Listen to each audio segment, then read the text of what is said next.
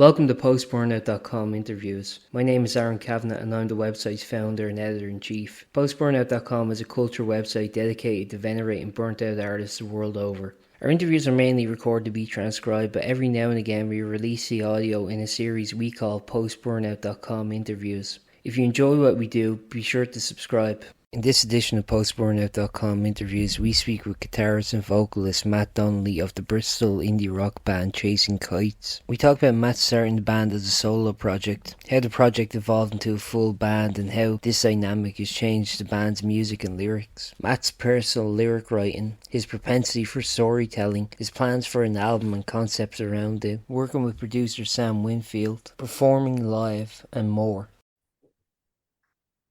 So the first thing I just kind of wanted to ask you was how the Chasing Kites project kind of came about. Yeah, so it started 6 years ago when I started university in Bath.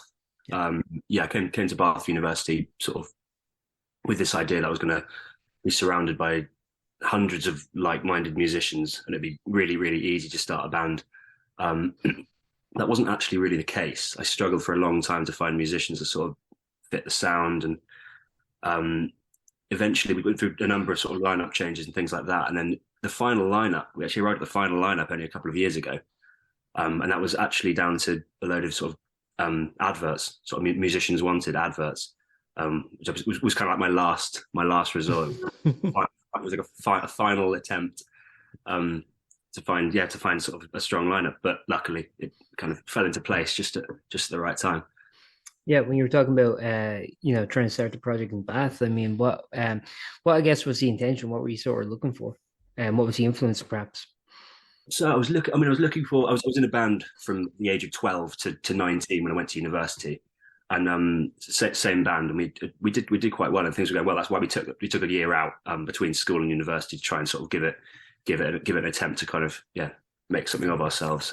Didn't quite come together, and that band was very sort of like indie pop influenced, relatively like soft commercial sound.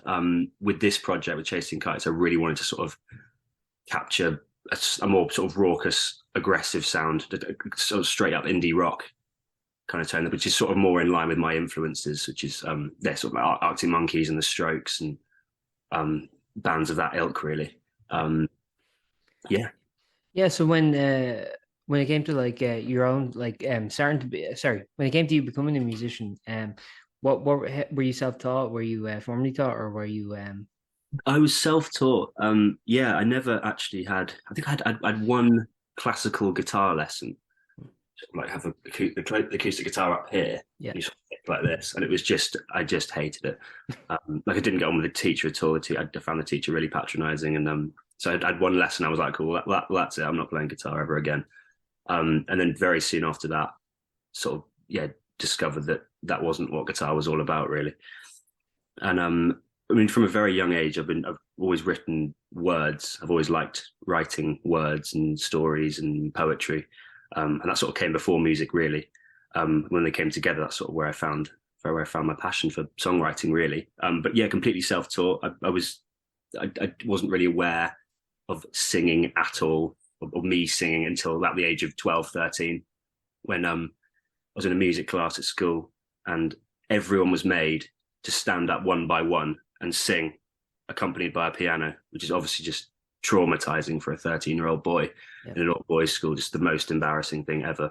But I did it, and everyone was like, it was actually quite good. And I was like, oh, okay, fair enough. So I took the part in this play, and never looked back, really. I sort of fell in love with it. I mean, that's obviously just completely stumbled upon that. I had no intention of being a singer, no intention of being in a band, and just kind of fell into it, really.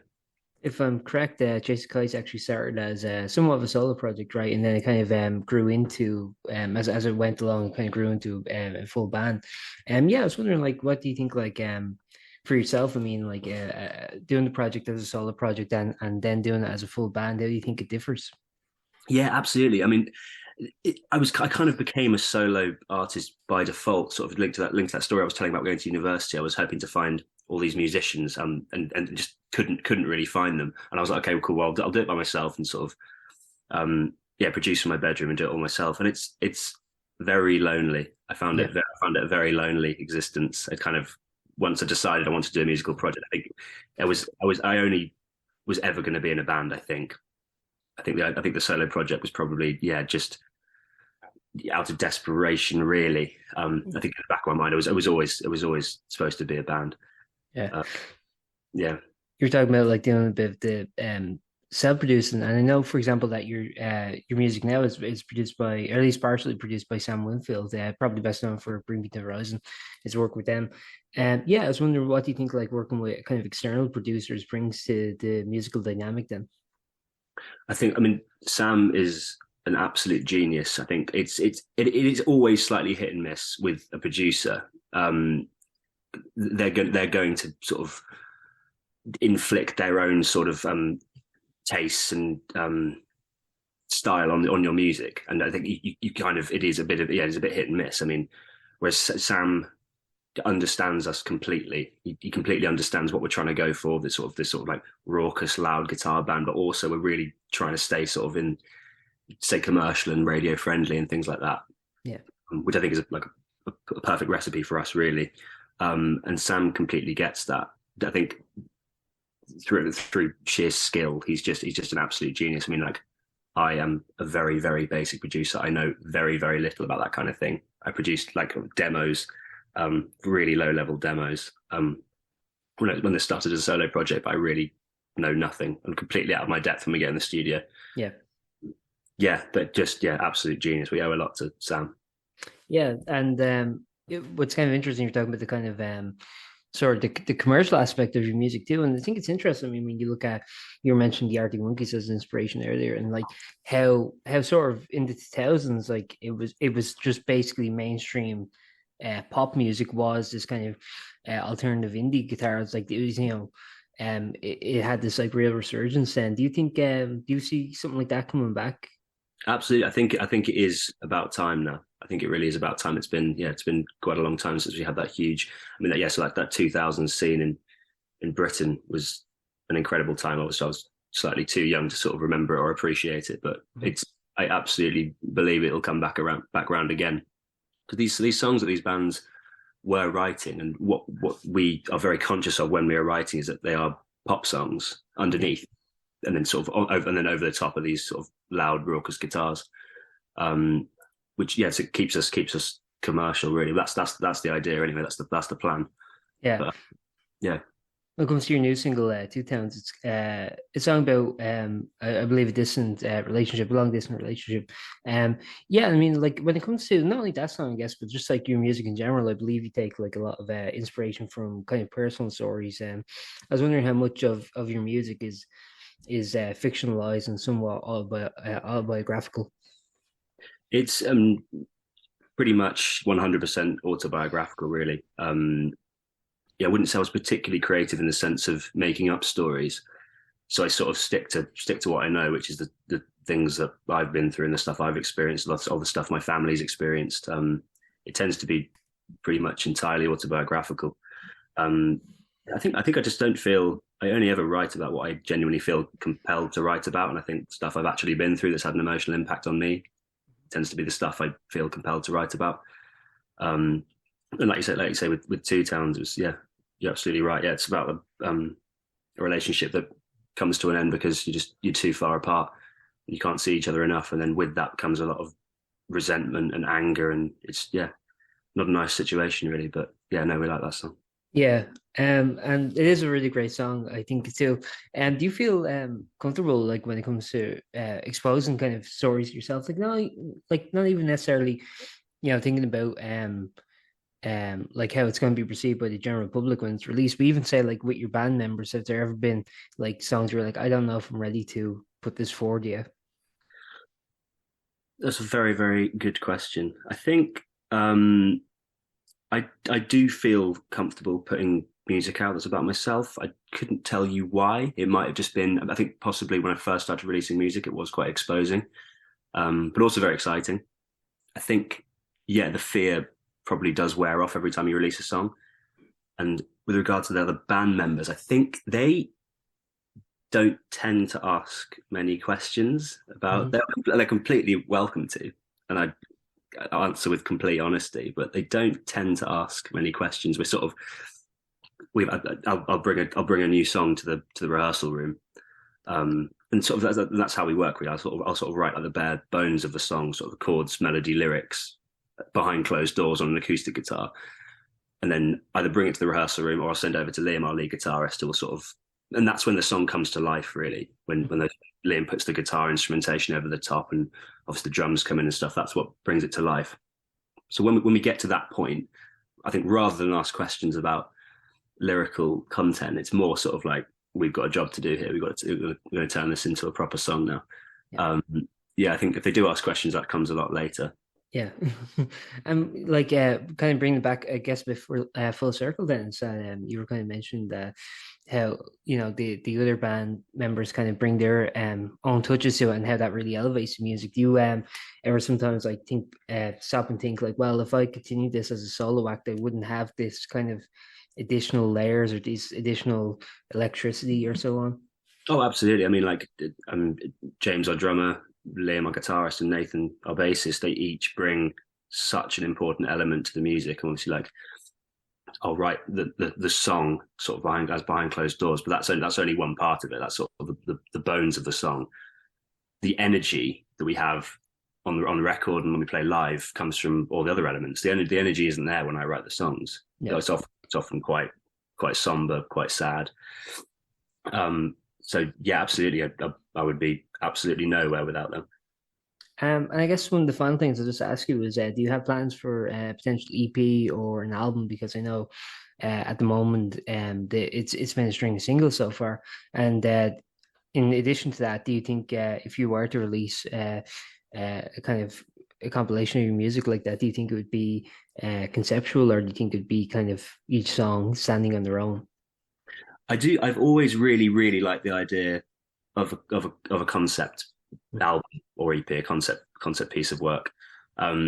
Just because I'm just a sucker for like stories and lyrics and things like that. I think I've always loved the idea of a concept album. Whether or not we'll actually end up doing that, difficult to say. I think the plan has always been to release a string of singles until we sort of, and I think in this time, I think with things like social media, I think people's, including my sort of attention span is a lot shorter. I think people are less inclined to sort of sit down and listen to a full EP, cover to cover, or an album cover to cover. So I think our plan anyway has always been to release a string of singles, sort of in the attempt that we don't sort of like dilute any good songs. Really, we've always thought sort of the more songs you put out at once, you sort of diluting the impact it has on people.